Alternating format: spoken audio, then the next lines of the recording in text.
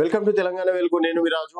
తెలంగాణ రాష్ట్ర ప్రభుత్వం ఈసారి అనర్హులకు రేషన్ కార్డులు కట్ చేయనుంది.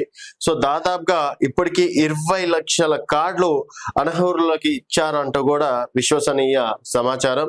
సో ఇప్పటివరకు అనర్హులకు రేషన్ కార్డులు తొలగించేందుకు రంగం సిద్ధమైంది. ఇందుకోసం విజిలెన్స్ విభాగం పాన్ జిఎస్టి నెంబర్లను రేషన్ కార్డ్ డేటాతో లింక్ చేసి టెస్ట్ చేసినట్లు సమాచారం.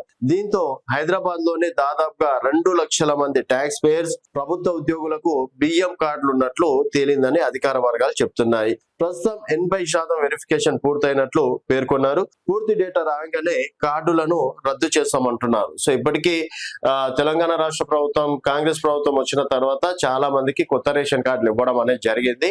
సో గత 10 సంవత్సరాలుగా రేషన్ కార్డులు ఇవ్వలేదు, మా ప్రభుత్వం వచ్చిన తర్వాతనే రేషన్ కార్డులు ఇచ్చామని చెప్పేసి కూడా చెప్తున్నారు. సో ఇక్కడ గతంలో అంటే వైఎస్ రాజశేఖర్ రెడ్డి హయాం కావచ్చు, కిరణ్ కుమార్ రెడ్డి హయాంలో కావచ్చు, తర్వాత కొంతమందికి కూడా బీఆర్ఎస్ ప్రభుత్వం రేషన్ కార్డులు ఇచ్చింది. అందుట్లో హైదరాబాద్ ఇక్కడ సైడ్ చూసుకున్నట్టయితే దాదాపుగా ఓన్లీ హైదరాబాద్ లోనే 2 లక్షల మందికి అనర్హులుగా ప్రకటించే అవకాశం ఉందంట. వాళ్ళకు కూడా ఏంది, ట్యాక్స్ పేయర్స్ కి రేషన్ కార్డు ఉంది, అలాగే ప్రభుత్వ ఉద్యోగులకి రేషన్ కార్డు ఉంది, అలాగే కొంతమంది డబ్బున్న బాబులకు కూడా రేషన్ కార్డులు ఉన్నట్లు కూడా తెలుస్తుంది. సో ఈ రేషన్ కార్డులు అంటే ఇక్కడ కట్ చేసి నిజమైన పేదలకు గనక రేషన్ కార్డులు ఇస్తే డెఫినెట్ గా వాళ్ళకి మేలు చేసిన వాళ్ళు అవుతారని చెప్పేసి కూడా చెప్తున్నారు.